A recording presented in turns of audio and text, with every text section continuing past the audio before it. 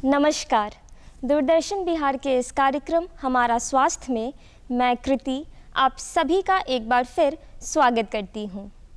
दर्शकों, जैसा कि आप सभी जानते हैं कि स्वास्थ्य ईश्वर का दिया एक बहुत ही बड़ा और बहुत ही अहम उपहार है हम मनुष्य के लिए, और इसलिए महात्मा बुद्ध ने भी कहा था कि अपने शरीर को स्वस्थ बनाए रखना हमारा कर्तव्य है। हम बात कर रहे हैं अपने शरीर को स्वस्थ रखने की, पर कई बार बदलते मौसम के साथ हमें अनेक प्रकार की बीमारियों का सामना करना पड़ता है। इसलिए आज के इस कार्यक्रम में हम बात करेंगे बदलते मौसम में होने वाली बीमारियों का होम्योपैथिक पद्धति से इलाज। और इस विषय पर चर्चा करने के लिए आज हमारे बीच उपस्थित हैं डॉक्टर राधेश्याम शर्मा। बहुत बहुत स्वागत है सर आपका हमारे इस कार्यक्रम में। सर, हम बदलते मौसम के बात कर रहे हैं, उसमें होने वाले बीमारियों के बारे में बात कर रहे हैं। अभी अभी बारिश का मौसम गया है सर, इसमें फंगल इन्फेक्शंस होने के बहुत ज़्यादा चांसेस होते हैं, इसके बारे में बताएं। जो स्थिति है जिसमें हर जगह बारिश की पानी, हर जगह ओवरफ्लड, इस तरह की समस्याएं आ रही है, जिसके बीच सबसे बड़ी चीज़ होती है फंगल इन्फेक्शन, जो आजकल देखने को मिलता है। फंगल इन्फेक्शन कई प्रकार के होते हैं। अब कई तरह के रैसेज हो जाते हैं, रेड रैसेज हो जाते हैं, कई दानाएं हो जाती है। तो फंगल इन्फेक्शन बहुत फैलता है बरसात के दिनों में। इससे बचाव का सबसे बढ़िया उपाय ये है कि हम लोग सबसे पहले तो पैर के नीचे भाग में जी पूरी तरह से नारियल तेल का, सरसों तेल का मर्दन करें, जी लगाएं। और इसके साथ साथ होम्योपैथ में इसकी चिकित्सा भी है। समय समय पर कुछ कुछ दवाएं अगर लेते रहें जी तो हम इससे निदान पा सकते हैं। जैसे मेरे श्रोताओं सभी लोग अपना अपना कागज़ कलम निकाल लें। रस्टक्स 30 पावर की दवा है, जिसे अगर हम बरसात के मौसम में लगातार सेवन करते रहें बीच बीच में, तो हमारा फंगल इन्फेक्शन कम हो सकता है जी और फंगल इन्फेक्शन से बचा जा सकता है। जी सर, तो आपने अभी फंगल इन्फेक्शन के बारे में बताया। सर, हम बरसात के मौसम की बात कर रहे हैं। सर, इसमें अगर हम सबसे अहम भूमिका जो अभी इस दौर पे केसेस आ रहे हैं मच्छर जनित रोग के बारे में हम बात करें तो मच्छर जनित रोग में सर डेंगू के बहुत केसेस आ रहे हैं आजकल।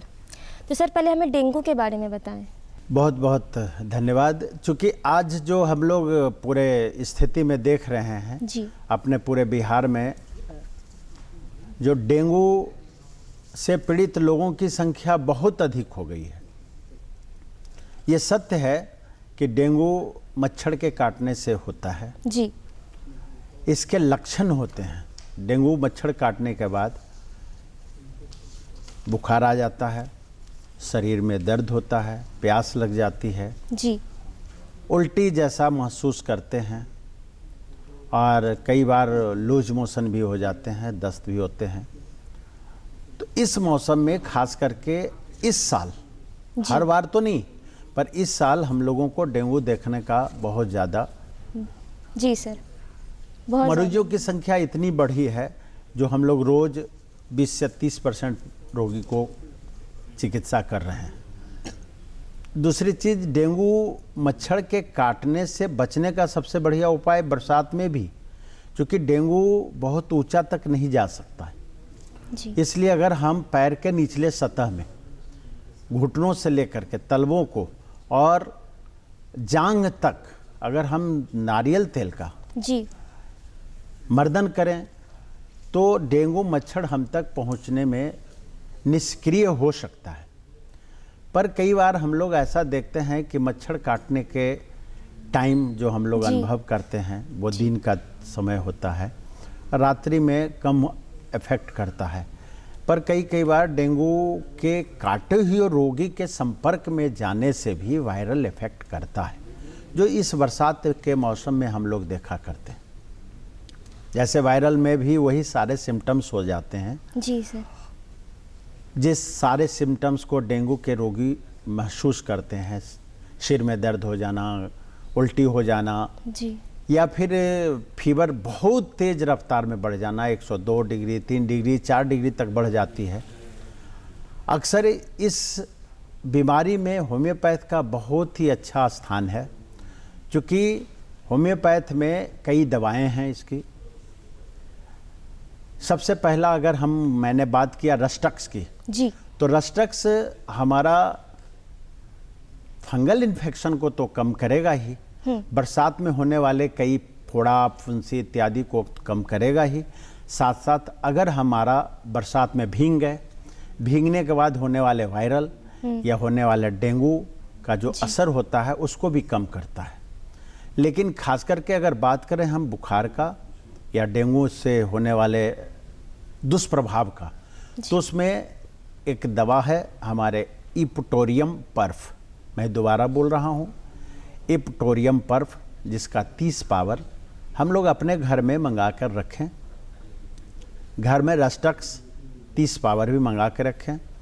और अगर बहुत तेज़ बुखार आ रहा हो तो एक दवाई का नाम मैं और बता रहा हूँ, उसका नाम है एकोनाइट नेपेलिस 30। अगर ये 3 दवा हमारे पास अवेलेबल रहता है होम्योपैथ की किसी भी दुकान से, किसी भी अच्छी कंपनी का ला करके अगर रखते हैं, तो जैसे ही हमारे ऊपर इसका दुष्प्रभाव अनुभव करते हैं, उसी के तत्क्षण अगर हम इसका सेवन कर लें तो इस प्रभाव को हम तुरंत में घटा सकते हैं या प्रभाव को बहुत तेज़ रफ्तार में बढ़ने से रोक सकते हैं। और अगर लगातार हम इसके सेवन करें तो इसके प्रभाव को नष्ट भी कर सकते हैं। जी सर। इसलिए होम्योपैथ के द्वारा इसकी बहुत सफल चिकित्सा है। और दूसरी सबसे बड़ी बात है कि इसके बाद के होने वाले दुष्प्रभाव, जैसे अगर फीवर ख़त्म हो जाता है, सर्दी ठीक हो जाती है, शारीरिक दर्द ख़त्म हो जाता है, तो हमारे बॉडी में एक अनुभव हम लोग करते हैं कि उल्टी जैसा महसूस करते हैं। अब उल्टी जैसा महसूस कर रहे हैं तो उसका एक कारण होता है। जैसे कभी कभी हम लोग अनुभव करते हैं कि जैसे ही फीवर लगा वैसे ही उस व्यक्ति का लीवर का फंक्शन कम जाता है, एसजीपीटी बढ़ जाती है, सीरम बिलिरुबिन बढ़ जाता है, एसजीओटी बढ़ जाता है। और सबसे बड़ी बात डेंगू में क्या होता है जिससे हम सब लोग परेशान होते हैं, वो है बॉडी में प्लेटलेट की संख्या बहुत तेज़ रफ्तार में घट जाती है। जी। और अक्सर डेंगू से जो नुकसान होता है उसमें अगर हम प्लेटलेट की संख्या को घटने से रोक लें जी, तो डेंगू जैसी बीमारी से भी हमारा कोई नुकसान नहीं हो सकता है। आएगा, जिस तरह सभी वायरल आते हैं उसी प्रकार उसका भी प्रभाव आएगा और सारे दुष्प्रभाव खत्म होते ही हम लोग स्वस्थ हो जाएंगे।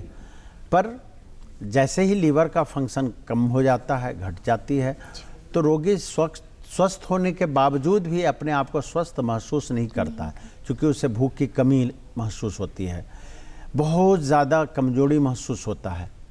और इस स्थिति में मैं एक और दवा मैं बताता हूं जो सभी लोगों को रखना चाहिए। डेंगू की स्थिति में बायोकेमिक का फेरम फॉस 6X, जो 1 लीटर पानी में 50 गोली से 100 गोली घोल तैयार करें और उस घोल को क्रमबद्ध नियमित रूप से दिन भर में 2 से 3 लीटर अगर सेवन कर लेते हैं तो इसके दुष्प्रभाव को कम तो करेंगे ही, पर आने वाले समय में जो प्लेटलेट डाउन होने की समस्या है उसे हम रोक ही नहीं सकते। खाली जिन लोगों का प्लेटलेट डाउन हो गया है 1 लाख से नीचे चला जाता है, कभी कभी 70,000, 55,000, 50,000, 25,000 तक चली जाती है जी। उसे भी फेरम फॉस जैसी एक अच्छी दवा है जो तुरंत बढ़ाने में मददगार सिद्ध करता है और रोगी को खतरे के निशान तक जाने से तुरंत रोक लेता है। इसलिए होम्योपैथ में हम लोग पूरी तरह चुनौतीपूर्वक हम लोग इसकी चिकित्सा कर रहे हैं। और जैसा कि मैंने अपना अनुभव महसूस किया है जी सर, कि हमारे जितने भी रोगी हैं वो लगभग 80 से 90% स्वस्थ हो जाते हैं। अगर मेरे कथनानुसार, मेरे बताए अनुसार अगर वो चिकित्सा को फॉलो करते हैं जी, तो हम लोग अनुभव करते हैं कि उनकी चिकित्सा सफल हो जाती है और वो पूरी तरह घर में ही स्वस्थ हो जाते हैं। उन्हें किसी प्रकार का कोई अस्पताल चिकित्सालय जाने की ज़रूरत नहीं पड़ती। तो बहुत अच्छी बात है डॉक्टर साहब। तो डॉक्टर साहब बहुत बहुत शुक्रिया कि आपने बहुत इंपॉर्टेंट दवाइयों के नाम भी बताए। मैं दर्शकों से उम्मीद करती हूँ कि ये दवाइयों के नाम आपने ज़रूर नोट डाउन किए होंगे ताकि वो आपको आगे चल के बहुत काम देंगे। डॉक्टर साहब आपने कहा वायरल डेंगू में फ़ीवर के लक्षण आपने बताए। सर कुछ फ़ीवर ऐसे होते हैं जो डेंगू से नहीं होते हैं, एक वायरल फ़ीवर की भी बीमारी होती है। हर बदलते मौसम में सबसे कॉमन बीमारी होती है वायरल फ़ीवर। सर इसके बारे में बताएं। बहुत अच्छा प्रश्न है, श्रोताओं को इससे बहुत लाभ होगा। हर बदलते मौसम में, चाहे हम गर्मी से बरसात में आते हैं, बरसात में ख़त्म होते ही हमारा शरद ऋतु शुरू हो जाता है। जी सर। शरद ऋतु ख़त्म होते ही हमारा ग्रीष्म ऋतु शुरू हो जाता है। तो इस बदलते मौसम में अक्सर लोगों को सर्दी, खांसी और बुखार, ये जो पीड़ा सताती है, जो तकलीफ़ होता है, इसे ही हम लोग अपने शब्दों में वायरल कहते हैं। जी। अब जैसे अभी चेंज किया, जैसे मान लिया जाए अभी हम लोग गर्मी के मौसम में जूझ रहे थे। जी। सामान्य स्थिति, पूरी वातावरण में वायु गर्म चल रही थी और पूरा वातावरण गर्म था। इस बीच में अचानक से बारिश हो जाती है तो सामान्य स्थिति से असामान्य स्थिति पैदा हो जाती है। जी। और जब बारिश होने लगती है तो मौसम बदल जाता है, जिसके चलते शरीर के ऊपर एक दुष्प्रभाव महसूस करने लगते हैं। शरीर में दर्द हो जाता है, बुखार हो जाती है, छींक शुरू हो जाता है, खांसी शुरू हो जाती है। और इस तरह की कोई भी बीमारी, जैसे कई बार हम लोग महसूस करते हैं कि बदलते सीजन में जो लोग क्रॉनिक होते हैं, उन्हें हर बदलते सीजन में कुछ न कुछ परेशानियां होती है, जिसे वायरल के रूप में भी कह सकते हैं या क्रोनिक हम लोग उसको एलर्जी भी कहते हैं। जी। जिसे हम लोग नाम देते हैं change off season allergy. Season जैसे ही चेंज करता है उसे कुछ न कुछ एलर्जी महसूस होती है, जिसमें सर्दी खांसी सर्वोपरि है। छींक आ जाना, तुरंत में खांसी महसूस कर लेना, शरीर दर्द करना। तो इस तरह का जब केस कभी आता हो तो खास करके बरसात के मौसम में जो केस आएगा उसमें हम लोग बेलाडोना, एक दवाई का नाम होम्योपैथ का है बेलाडोना, जिसका पावर 30 होता है। ऑल ऑफ सडन कोई भी चीज़ अगर अचानक अटैक करता हो किसी भी मौसम में, जी। जैसे अब मान लिया वायरल भी अटैक करेगा तो ऑल ऑफ सडन होगा। तो बेलाडोना का एक सबसे बड़ा सिम्टम्स होता है कि जब कोई बीमारी अचानक से होती है तो हम उसमें बेलाडोना दे करके उससे राहत ले सकते हैं। साथ साथ उस समय के अनुकूल जो दवाइयाँ होती है उससे हम लोग होम्योपैथ के किसी भी नज़दीकी डॉक्टरों से मिल करके फिर हम उनसे सलाह लेकर के हम उसकी चिकित्सा करें तो ये वायरल हमारा ठीक हो सकता है। बरसात के मौसम में, फिर सर्दी के मौसम में भी ऐसा ही अटैक करता है। गर्मी के मौसम में भी कुछ रूप बदला हुआ होता है, लेकिन परेशानी तो वही रहेगी। तो इसलिए उसको हम लोग वायरल का नाम दे करके फिर उसकी चिकित्सा करते हैं। जी सर। सर आपने एलर्जी का जिक्र किया अभी। सर एलर्जी में अगर हम बात करें, धूप गर्मी में अक्सर स्किन एलर्जी भी सर बहुत होता है, ईचिंग होने लगता है, सर स्किन रैशेस होने लगते हैं। सर इसके बारे में बताएं, इसका निदान कैसे किया जाए? ऐसा है, एलर्जी कई प्रकार के होते हैं। जी। अब जैसे मैंने आपको अभी बताया ये टाइप ऑफ एलर्जी जिसमें स्नेजिंग होती है, वीजिंग होती है, जैसे छींकें आ जाती है, शारीरिक दर्द हो जाता है। उसी प्रकार एलर्जी के कई रूप हैं। जैसे हम लोगों को कई बार देखने को मिलता है कि शरीर में रेड रैशेज हो जाते हैं, जिससे हम लोग गाँव देहात में या किसी नाम से बोलते हैं पित्ती निकल जाना, वो भी एक एलर्जी है। इसके साथ साथ कई बार हम लोग महसूस करते हैं कि लाल लाल छोटे छोटे दाने निकल जाते हैं शरीर में, कई पार्ट में, बहुत बड़े बड़े अंग में महसूस करते हैं कि खुजली हो गई है, और उससे कभी कभी खुजलाने के बाद पानी निकलती है, जलन होता है। इस तरह का भी केस हम लोग बदलते सीजन में देखने को मिलता है। उसके लिए भी हमारे पास उपाय है। जैसे सीजन अगर बदलता हो और कोई भी बदलते सीजन में एलर्जी में, जैसे अगर रेड रैशेज हो रहा हो, जिसे हम लोग पित्ती गांव में अपने शाब्दिक शब्दों में बोलते हैं पित्ती निकल जाना, कई लोग उसको दाफड़ कहते हैं, कई अलग अलग नामों से कहते हैं, लेकिन वो बड़ा बड़ा खुजली होता है और बड़े बड़े चकत्ते निकल जाते हैं। उसकी एक दवा मैं बहुत आसान बताता हूँ जो घर में रखने की ज़रूरत है, जिसका नाम है एपिस मेलिफिका।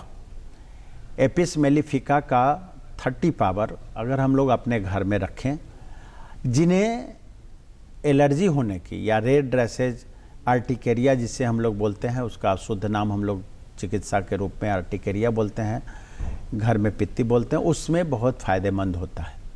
इसके साथ साथ आर्टिका यूरेंस इसकी खास दवा है जिसका क्यू पावर रखना चाहिए। आर्टिका यूरेंस जिसका क्यू पावर रखना चाहिए, जो कभी भी किसी भी प्रकार के एलर्जी, जो खुजली जैसा हो या दाना जैसा निकलता हो या कुछ उस तरह का जो पता नहीं चल रहा हो कि क्या है, तो उसमें हम लोग आर्टिका यूरेंस की क्यू पावर 10-10 बूंद पानी में डालकर दिन भर में 3-4 बार अगर लें तो बहुत ज़्यादा फायदा होता है जी।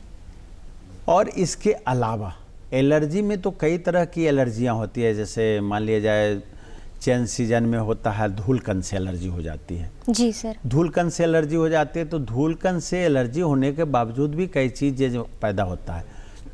जैसे अगर धूलकण के बीच में गए या धुएं से एलर्जी हुई तो धुएं के अंदर में गए, या मान लिया जाए ठंड से एलर्जी है तो ठंड के अंदर में गए, तो कई चीज़ें डेवलप करता है, जिसमें जॉइंट पेन भी हो सकता है जी। खास करके प्यास लग सकती है, खुजली हो सकता है। इस तरह के कई केसें एलर्जी की मिलती है, जिसकी सब चीज़ की चिकित्सा के लिए हम लोग चिकित्सक के पास जाएं और उससे सही समय पर सही सलाह लें। जी सर। सर आपने जैसे भी बात की सर घुटनों के दर्द के बारे में। सर जब ठंड का मौसम आता है तो जोड़ों में दर्द, घुटनों में दर्द की शिकायतें बढ़ जाती हैं। सर इसके बारे में बताएं कि इसे छुटकारा कैसे पाया जा सकता है। ऐसा है कि सर्दी को दिनों में खास करके अधिक उम्र वालों में जी कई बार घुटनों की बीमारियां होती है, घुटनों में दर्द हुआ करता है और घुटने सूज जाते हैं। ये कोल्ड एलर्जी भी कहलाता है। इसे कोल्ड एलर्जी भी कभी कभी हम लोग देखा करते हैं कि घुटनों में दर्द हो गया, जॉइंट में पेन हो गया, जॉइंट में दर्द हो गया। ये कोल्ड की वजह से कोल्ड एलर्जी, या इस सीज़न में, अभी जो सीज़न है इस सीज़न में भी ज़्यादा देखने को मिलता है। जैसे अचानक से हम लोग बारिश में भीग गए, बारिश में भीग करके जब हम लोग घर लौटते हैं तो महसूस करते हैं कि उसमें जैसे जितने भी जॉइंट हैं, जॉइंट सूज गया हो, लाल हो गया हो जी, उसमें दर्द हो जाता है। इस तरह की कोई भी बीमारियां हम लोग महसूस करते हैं तो खास करके घुटने की दर्द की जो है तकलीफ है जी सर, उसमें हम लोग अक्सर जब घुटने दर्द होते हैं तब महसूस करते हैं कि एलर्जी की वजह से अगर है तो उसमें भी हम लोग रस्टक्स, बेलाडोना दे करके उसे रिलीफ लेते हैं। और इसके अलावा कई बार एलर्जी की ही वजह से बॉडी में यूरिक एसिड जी बढ़ जाती है, जिसके वजह से भी कई बार घुटनों में दर्द हो जाता है, जॉइंट में दर्द हो जाता है, केहूनियों में दर्द हो जाता है, कमर में दर्द हो जाता है। तो ये सब केसेज आते हैं, पर उसकी भी चिकित्सा होम्योपैथ में सफल किया जाता है, जो कि हम लोग समय समय पर जो उसका लक्षण दिखता है, क्योंकि होम्योपैथ में 2 तरह से चिकित्सा होती है। एक तो डायग्नोसिस जब हम लोग करते हैं तो लक्षण के आधार पर जी, और दूसरी चीज़ उसके नेचर के आधार पर, रोगी का क्या नेचर है। तो अगर मान लिया जाए अभी नेचर के आधार पर अगर हम लोग करें तो घुटनों के दर्द के लिए हम लोग बेलाडोना रस्टक्स देंगे, आर्टिका यूरेंस देंगे। ये सामान्य रूप में रखने वाली दवा है। इसके अलावा जितनी भी तकलीफ़ें होती है उसके लिए चिकित्सक से मिलना चाहिए और सही परामर्श लेकर के ही चिकित्सा करनी चाहिए। जी सर। और सर अगर हम बात करें अभी गर्मी की, जब ये जा चुका है फिर आए अगले साल, तो सर धूप में निकलते हैं सर जब हम, तो काफ़ी सिर दर्द रहना, या कहते हैं कि कई बार होती है कि सर उल्टियाँ होने लगती हैं, लूज मोशन हो जाता है, लू लगना जिसे कहते हैं सर इसका इलाज के बारे में बताएं। गर्मी के दिनों में होने वाले जो कष्ट हैं, जिसमें खास करके लू लगना जो है जी, वो अक्सर गर्मी के दिनों में ही होता है जी। और जब हम लोग धूप से चलकर आते हैं तो उसका सबसे बढ़िया, सबसे आसान तरीका है कि जब हमें कहीं बाहर निकलना हो और जब हम जान रहे हैं कि 2 घंटे के लिए, 3 घंटे के लिए धूप में चलना हो या धूप से नज़दीक में रहना हो। खास करके धूप में ज़रूरी नहीं है, कई बार लू चलती रहती है तो हम लोग धूप में नहीं भी रहते हैं। अगर किसी ऐसे कमरे में रहें जहाँ की तेज़ रफ्तार से हवा चल रही है, लू हम तक मिल रहा हो, उस स्थिति में शरीर का जो पानी है वो सूखने लगता है। दो तरह से सूखता है। एक तो पसीना चलता है, पसीना चलने की वजह से पसीना सूखता जाता है तो बॉडी का पानी निकलते जाता है जो एटमॉस्फेयर में चला जाता है, तो हमारे बॉडी में डिहाइड्रेशन होता है। डिहाइड्रेशन होने की ही वजह से लू अटैक करता है। जी। तो सबसे पहला प्रश्न है कि अगर हम गर्मी के दिनों में बॉडी को डिहाइड्रेशन होने से बचा लें तो हमें लू नहीं लग सकती है। जी। अब उसके लिए सबसे बढ़िया उपाय है, घर से अगर हम बाहर निकल रहे हो, ऐसा लग रहा है कि 2-3-4 घंटे के लिए हमें बाहर रहना हो या धूप के नज़दीक रहना हो या लू के हवा के पास रहना हो, तो हमें भरपूर मात्रा में पानी का सेवन करना चाहिए सामान्य रूप में। जी। थोड़ा ऊपर अगर चलें तो घर में अक्सर चीनी होता है, चीनी नमक का घोल बनाकर उसे भरपूर मात्रा में सेवन करें। और कभी भी घर से बाहर निकलना हो तो हम पहले 1 लीटर आधा लीटर उसको पी लें और साथ साथ में हम अपने पास में रखें, जो कि समय समय पर हम उसको बिना प्यास का पीते रहें। जब बॉडी को पानी की संपूर्ण तृप्ति रहेगी तो लू लगने की संभावना बिल्कुल घट जाता है। लेकिन दूसरा प्रश्न है कि अगर लू लग गया हो तो क्या करना चाहिए। लू लग गया हो तो सबसे पहले तो बगल के किसी भी चिकित्सक से हमें मिलना चाहिए। जी सर। और उससे सही सलाह लेकर उसके अनुकूल ही हमें चिकित्सा करनी चाहिए। लेकिन होम्योपैथ में कई दवाएं हैं जो कि हम लोग अक्सर देखा करते हैं, और हमारे पेशेंट जो करीब रहने वाले हैं, जो पुराने हैं, वो अक्सर गर्मी के दिनों में आकर के कहते हैं लू नहीं लगने वाली दवा दें। तो हम लोग एक दवा आता है ग्लो 9 12 पावर का, वो हम लोग देते हैं, या उसके ग्लो 9 30 पावर का, कि आप लोग इसको घर में रखिए और जब जैसे ही आप कहीं बाहर निकल रहे हों तो इसका 5-10 बूंद मुंह में डाल करके पानी खूब बढ़िया से पी करके निकलें। या कभी कभी ऐसा महसूस करते हैं कि लू लग करके सीधा घरे चले आए, तो उस स्थिति में भी अगर हमारे पास ग्लो 9 हो या हमारे किसी मित्र के पास हो या हमारे किसी मित्र को लू लग गया हो तो हम लोग ग्लो 9 उनको दे सकते हैं, जिससे उनको तुरंत रिलीफ हो सकता है। इसके साथ साथ ओरल डिहाइड्रेशन पाउडर उनके लिए प्रोवाइड करें, या फिर घर में चीनी नमक का घोल बना करके हम लोग उन्हें भरपूर मात्रा में देते जाएं, जिसमें कि उनके शरीर का जो पानी है वो बराबर हो और उनके लू का जो परेशानी है वो घट सके। सर सिर दर्द की मैंने सर जिक्र किया था अभी, सर लू का आपने बताया कि क्या हम उसमें कर सकते हैं उसे ठीक करने के लिए। सर अगर सिर दर्द की बात करें, ज़रूरी नहीं है कि वो धूप ही में हो, ऐसे माइग्रेन जैसी शिकायतें भी आती हैं सर। सर इसके बारे में आप क्या कहेंगे? काफ़ी ज़्यादा अगर मैं कहूँ तो युवाओं में काफ़ी शिकायतें हैं इसकी। माइग्रेन जो है वो सीजन से उसका कोई मतलब नहीं है जी। और वो किसी भी सीजन में हो सकता है, क्योंकि माइग्रेन को हम लोग शुद्ध नाम दे रहे हैं। माइग्रेन का हिंदी होता है आधा सीसी का दर्द, यानी आध कपारी जिसे बोलते हैं। जी। सिर के किसी एक पार्ट में, चाहे उससे हम 10 पार्ट में बांट सकते हैं, सिर को 10 पार्ट में बांट सकते हैं, जैसे सीधा, लेफ्ट, राइट, फ्रंट, बैक, 4 तो ऐसे हो गए। फिर back to forward, forward to back, left to right, right to left, 4-4 8। Forehead, forehead to left, right, front और बैक। तो माइग्रेन का नेचर होता है कि हमारा माइग्रेन किस तरह का है। जी। अब वो माइग्रेन अस्थायी डिजीज में आता है, जो कि हम कभी भी कोई भी सीजन में हो सकता है, उसको गर्मी से कोई मतलब नहीं है। पर अक्सर माइग्रेन देखने को मिलता है, उसका एक समय निश्चित होता है सभी रोगियों के लिए। किसी को सुबह के समय में होता है, किसी को दोपहर के समय में होता है, किसी को शाम के समय में, किसी को रात के समय में।